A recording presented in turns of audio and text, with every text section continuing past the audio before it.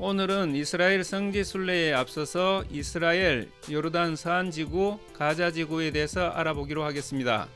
이스라엘은 디아스포라, 즉 바벨론 유수 이후에 국가 없이 흩어져 살다가 1948년 5월 14일 국가로 수립이 되었습니다. 하지만 수립 후 바로 다음 날부터 이웃 아랍 국가들과 싸우기 시작했고 1948년 9월 22일에는 팔레스타인 정부가 아랍 연맹에 의해 창설이 되었습니다. 서안지구는 1948년 전쟁 이후 요르단에 귀속되어 있다가 1967년 6.1 전쟁 당시 이스라엘이 서안지구와 가자지구를 병합하게 되었습니다. 영국 위임 통치령이 된 이래 팔레스타인이라는 용어는 이스라엘, 가자지구, 요르단 서안지구 전체를 가리키는 지리학적 용어로 쓰이고 있습니다. 먼저 가자지구는 팔레스타인 자치구입니다. 남서쪽으로는 이집트와 동북쪽으로는 이스라엘과 국경을 접하고 있습니다. 영토의 면적은 365제곱킬로미터로서 서울 면적의 약 60% 정도라고 보시면 되겠습니다. 수니파 이슬람 교도들이 대부분인 이곳에는 185만 명이 거주하고 있는 세계에서 가장 인구 밀도가 높은 지역 중 하나입니다. 현재 이스라엘은 육해공 3면에서 가자지구를 봉쇄하고 있고 군대와 함께 마음대로 가자지구에 진입할 수 있는 권리를 가지고 있습니다. 가자지구는 물, 전기, 통신 및 기타 유틸리티를 이스라엘에 의존하고 있습니다. 가자지구는 역사적으로 오스만 제국, 영국의 일부였으며 영국과 이집트에 이어 이스라엘이 1967년 6.1 전쟁 이후 점령하였으며 2005년 이스라엘은 일방적으로 철수를 했습니다. 1993년에 오슬로 협정을 통해 팔레스타인 자치정부에서 제한된 자치권을 부여했습니다. 2007년부터 가자지구는 팔레스타인 국가 당국과 국민을 대표한다고 주장하는 하마스가 사실상 통치하고 있습니다. 하마스는 라이벌 정당인 파타를 가자지구에서 축출했고 가자지구와 서안지구 사이의 통일정부는 무너지고 두 개의 별도 체제를 만들게 됩니다. 다음으로 요르단 서안지구는 이스라엘과 팔레스타인의 분쟁지역이자 팔레스타인 행정구역입니다. 이 지역은 요르단강 서쪽에 있는 둑이라는 의미로 웨스트뱅크로 불리며 제3차 중동전쟁을 계기로 이스라엘의 점령지가 되었습니다. 삼면이 이스라엘과 동쪽면이 요르단과 접하고 있습니다. 면적은 5,640제곱킬로미터이며 인구는 약 260만 명 정도로 추정됩니다. 그 중에 약 80% 이상인 210만 명이 팔레스타인이며 약 50만 명은 유대인입니다. 서안지구는 국제법상으로는 이스라엘의 영토가 아니나 사실상 이스라엘의 군사 통제 아래에 놓여 있습니다. 서안지구 내부에는 동예루살렘, 베들레헴, 예리코주 등을 중심으로 이스라엘 정착촌이 여러 군데 산재해 있으며 약 50만 명의 유대인이 거주하고 있는 이들 정착촌을 보호한다는 목적으로 이스라엘군이 곳곳에 상주하고 있습니다. 이 지역에서 이스라엘은 유대인 정착촌 확대와 8m 높이의 분리장벽을 설치를 강행을 했습니다. 성지 순례 여행도 일반 여행과 동일하게 가이드가 딸린 패키지로 관광할 수도 있고 개인적인 스케줄을 짜서 여행할 수도 있을 텐데요.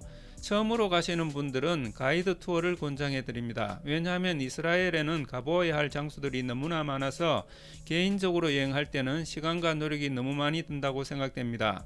또 근처 국경을 넘을 때에도 단체 활동이 좀 더 편리할 수 있습니다. 그렇지만 단체 활동은 개인적인 사유, 피곤하다거나 아플 때에도 개별 행동이 거의 불가능하다는 단점이 있긴 합니다. 그리고 두 번째로 이스라엘을 여행하시는 분들은 자신이 좀 더 오래 머물고 싶은 곳이나 가보고 싶은 곳을 갈 수 있는 개인 여행도 괜찮을 것 같습니다. 그리고 안전에 대해 염려하시는 여행객들이 많은데 물론 기본적으로는 중동의 화약고 같은 곳이고 군인들이 경계하는 검문소 등을 통과해야 됩니다.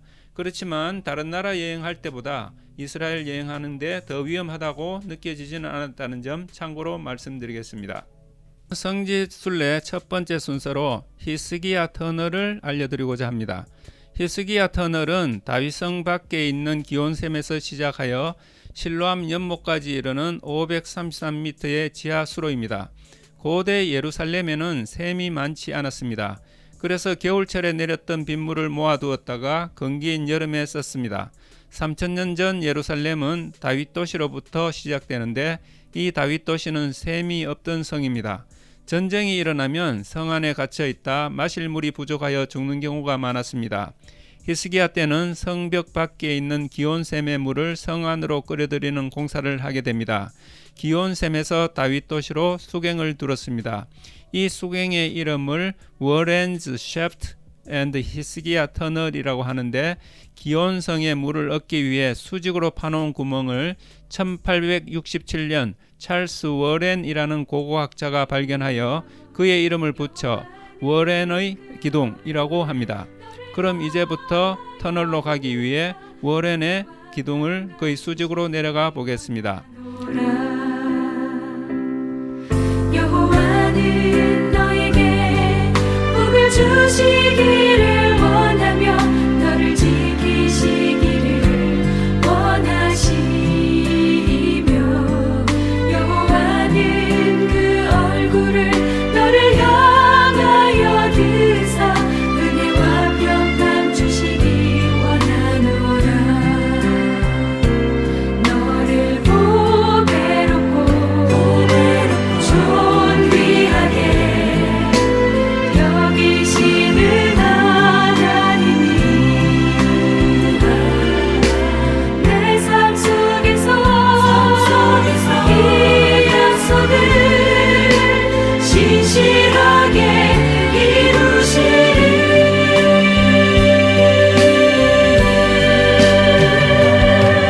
나의 기름진 것으로 하늘의 신령한 것으로 너를 복주시고 지키실 하나님이 너의 영혼 잘 되도록 은혜 베푸시며 영광으로 인도하시리. 골란고원 그로토 오브 더 가든판이란 곳은 BC 3세기경에 세워진 것인데 아직까지 성전터와 동굴이 있습니다. 로마 시대 판이라고 하는 이방신을 제사하던 성스러운 곳이라고 하는 역사가 있는데 크리스찬과 이슬람의 한 종파인 드루즈파에 의해서 성스럽게 숭배되었던 장소입니다. 신화에 따르면은 희생물을 동굴 뒤편에 있는 물속으로 던졌을 때 그 희생물이 물속으로 사라져 버린다면 이것은 신이 제물을 받았다는 증거인 것이고 인근 물에서 피가 나타난다면 신이 제물을 거부한 것이라고 합니다. 이 지역은 헤르몬산과 가까워서 헤르몬산에 눈이 녹은 물이 수량이 많고 깨끗하고 차가우면서 많이 흐르는 것을 볼 수 있습니다.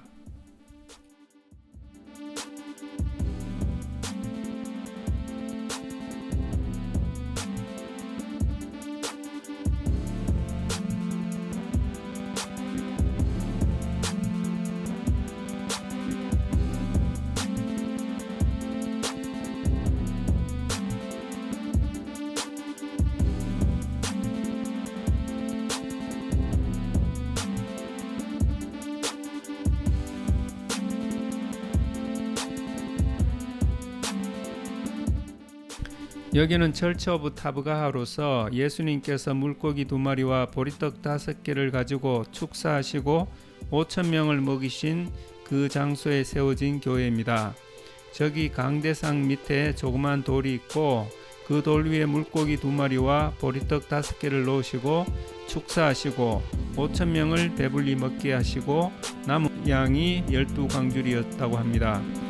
그 앞에 바닥에 물고기 2마리와 보리떡이 담긴 그릇의 그림이 있습니다.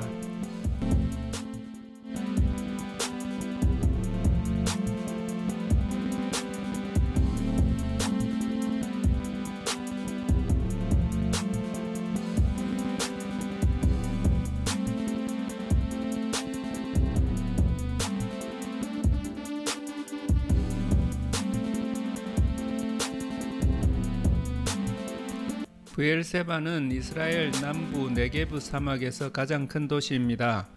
성서 창세기 29장에서 유대민족의 믿음의 조상 아브라함이 블레셋 그랄 왕 아비멜렉과 언약을 맺은 곳입니다. 벳쉐에는 이스라엘에서 가장 오래된 도시 중 하나입니다. 갈릴리 바다에서 남쪽으로 27km 지점에 있으며 이 벳쉐엔 내셔널 파크는 이스라엘 최대의 고고학 유적지 중에서 하나입니다. 사울 왕과 그의 아들들이 성벽에 매달려 죽은 곳으로도 유명합니다.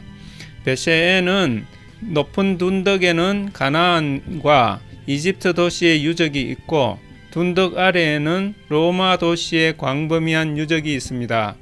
이 옛 로마 도시는 3만에서 4만 명이 거주했다고 합니다. 고대 성벽, 공중 목욕탕, 로마 사원, 상점, 장인 작업장 및 로마 원형 극장 등이 있습니다.